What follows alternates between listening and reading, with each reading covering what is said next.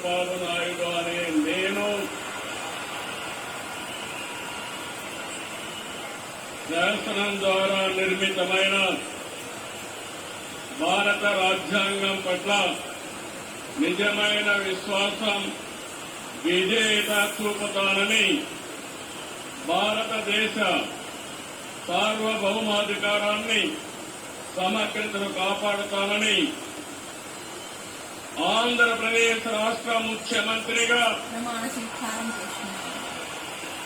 నా కర్తవ్యాలను శ్రద్ధతో అంతఃకరణ శుద్ధితో నిర్వహిస్తానని, భయం గాని పక్షపాతం గాని రాగద్వేషాలు గాని లేకుండా రాజ్యాంగాన్ని శాసనాలు అనుసరించి ప్రజలందరికీ న్యాయం చేకూరుస్తానని దైవ సాక్షిగా ప్రమాణం చేస్తున్నాను.